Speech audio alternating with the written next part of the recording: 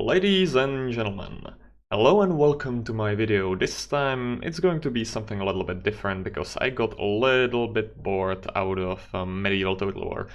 However, I'm going to address something that is very close to me, which is tabletop RPGs. Well, specifically Dungeons & Dragons 5th edition, which I've been playing the most of. I am not very familiar with most other systems, however, I'm going to be speaking generally of tabletop RPGs and their impact on me as a person, rather than talking about the rule system. I think there are many more other people who can do much better job at that than me. But yes, so as you can see in the background, I am currently, or I have already built somewhat of a functional setup for my tabletop RPG game in Minecraft. However, why do I even bother with something like that? Minecraft has a little bit of a motivation issue with when you play for a certain amount of time. Generally, you stop feeling like you have things to do anymore. And that generally occurs with many of my co-players on Minecraft throughout the years. It always have happened, and I am usually the last one to stand on a server like that with futile attempts at making people play. So this is one of these attempts at making people maybe a little bit interested in playing. If I put a little bit of roleplay into it, maybe, just maybe, some interest will be had. But how did I even get into role-playing games generally? Well, when this all started, or before I even got into roleplay, I was generally confused by the idea of roleplay, because it didn't make sense to me. How did it work? There were some general roleplay servers, some general RP channels on the servers that I have been on, and I was always kind of confused at how it worked, because there was no moderation. The RP servers, the RP channels, they were not specifically RP servers, but I joined them and they had some of these channels. I didn't know how it worked. You just make a character, you just write. Well, who regulates it? Who describes the scenery? Who describes what is happening in the world? Do the players do that? How are they meant not to cheat? And just role-playing without the rules didn't make sense to me back then. However, for this reason, I got interested in the possibility of role-playing with some kind of rule system. So obviously, role-playing game, tabletop role-playing games caught my attention. D&D specifically, in the end. And the reason for that was, of course, Dingo Doodles and YouTube recommending me the Annihilation of Universe with a Tarrasque. However, yes, that's where it's all started, but I had already had an interest in D&D before that. This just was the last spark that I needed to search the internet for some kind of D&D group to contact and join in. Which by itself was an interesting and rather quick experience, because I expected it to be more difficult. I expected to go through multiple groups of people before I find a group to settle with. However, my second attempt was already successful. My first one was very brief, very quick, and I think there were many faults on my part with my lack of experience, and that the DM just had his own rule system, basically. So it was mostly intuitive, and again, the same problem just with the RP channels without any moderation was there, where I just couldn't comprehend how it can work when there are no predefined abilities and predefined attacks that you can do. And it just didn't work out. in my first attempt. However, on my second attempt, I finally found a group of people that I was interested in. I sent out an email to the dungeon master who set up the search for players and eventually I was invited into a Discord server, and like immediately in that Discord server I saw how the people were interacting with each other, that they are nerds obviously as I am, and I was like, yep, I think this is going to work. And I have to say it did. I think the specifics of how these games went, basically the story in general, might be for another video. That's not what I wanted to talk about. What I wanted to talk about is that there is something about tabletop RPGs that made me evolve as a person.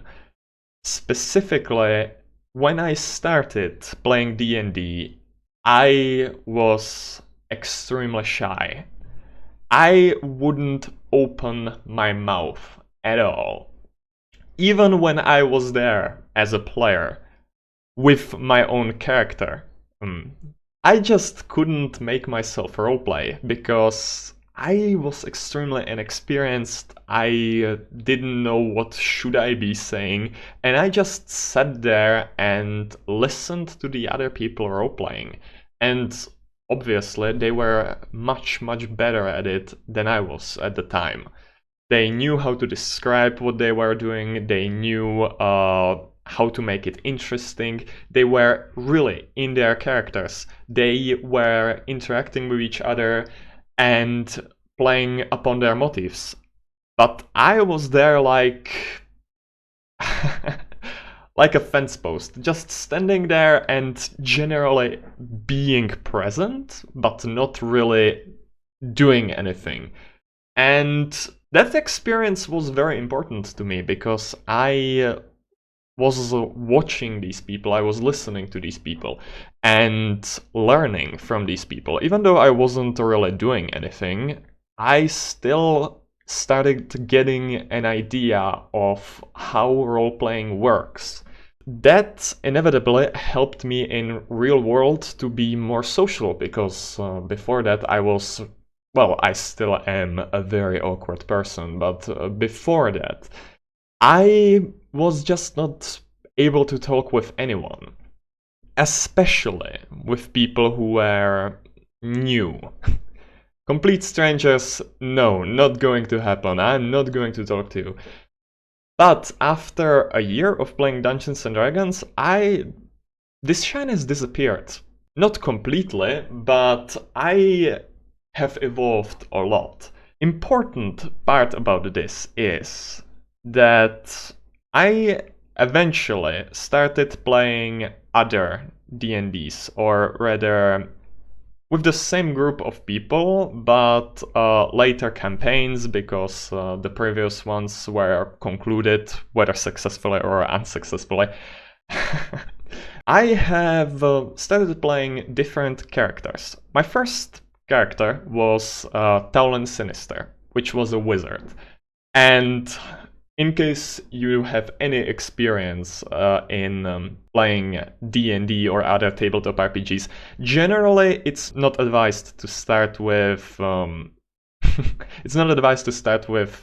spellcasters, especially not something like a wizard, which has basically access to most of the spells and therefore is the most complicated of characters.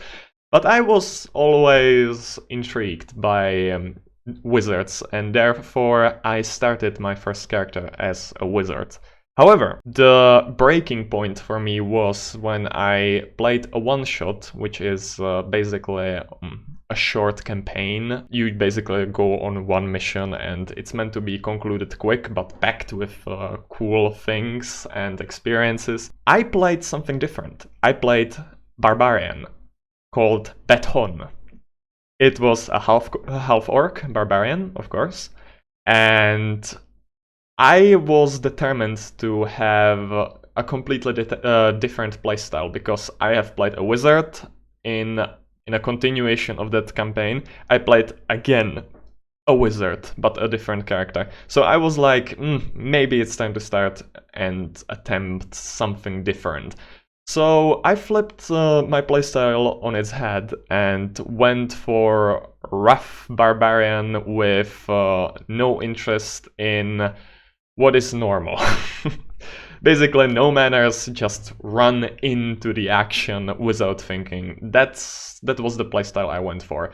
And it changed my perception of role-playing games, because I finally started playing something that wasn't me.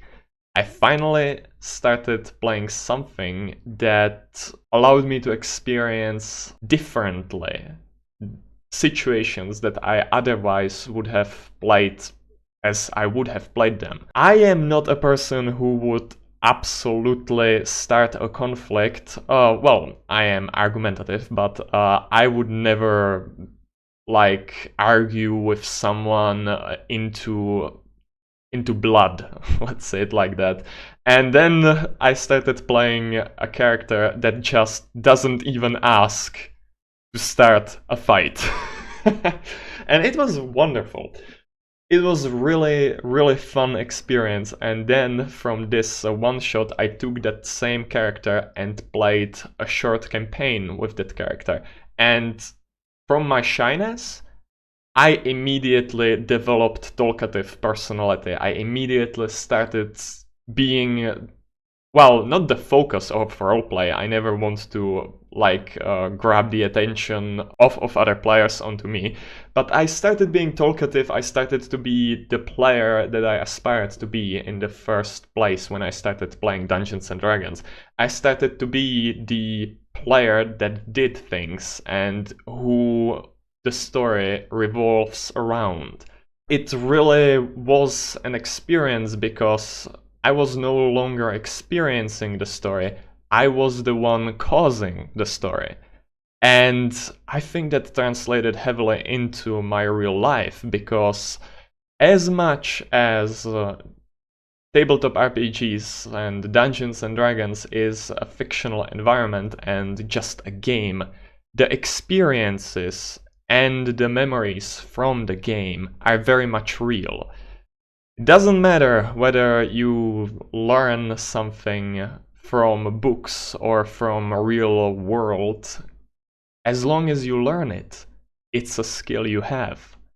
So if you learn something in Dungeons and Dragons, it is absolutely applicable in real life if the situation calls for it. Of course, I'm not talking about magic and stuff like that, but I'm talking about social skills. I'm talking about acting skills. Being dramatic, being descriptive, being interesting. Of course, I haven't been much able to translate this descriptivism into my previous videos because basically when you're trying to narrate a game, it's something completely different than when you're role-playing a character. It's completely different. But when you are truly focused on the game, when you're truly focused on the fiction, when you're truly focused on your imagination and on the landscape that has been created inside of it, it comes natural to you to just act upon it. And with more experience, you get better at it. But you mustn't be afraid to take the first step. You must take a character that you wouldn't play and play it. Because after all, those are role-playing games. You play characters that are not you. So you shouldn't play characters that are you. Of course, there are some archetypes that are more to your taste than others. But the point of the game is to live through situations that are out of the ordinary, to feel something new, to feel something different. So if you go playing role-playing games, if you go playing tabletop RPGs, just pick up something new, something interesting, because it might flip your perception of the world. It might change your view on many things, on many social cues. You might start understanding people more. You might start even evolving diplomatic skills, because you just played different characters that allowed you to have different perception of the same situation, and for that reason develop more empathy towards other people and understand their situations better. Dungeons and Dragons is literally meant to be with infinite possibilities. You don't get the same experience with the games nowadays that are on computer, of course, and built linearly to guide you through a predetermined story. Dungeons and Dragons is meant to be dynamic between players and the dungeon master, who is not your enemy or your ally. He is the storyteller, like a game engine, but much, much more advanced and hopefully much more friendly. In the end, I think D&D changed a lot about me, and even though I still am kind of a prick, I have developed a better personality thanks to it, and a lot of my philosophies stand upon what I learned in this game when I was playing with people that I didn't know before. I got to know them and I got a lot of friends from this experience. Just in case someone is actually watching this video, which who knows? Maybe YouTube algorithm will suddenly have a stroke and this video will get recommended. In case you got this far, you may go ahead and try it. Why not? Or maybe you already have and you are just listening to me like, damn, this guy is right! Or maybe you just didn't like my voice and immediately clicked off this video. Who knows? I do not know. Nevertheless, I will conclude this video now, and maybe in the future I will talk about more of my experiences from Dungeons & Dragons, probably specific stories if it gets to that.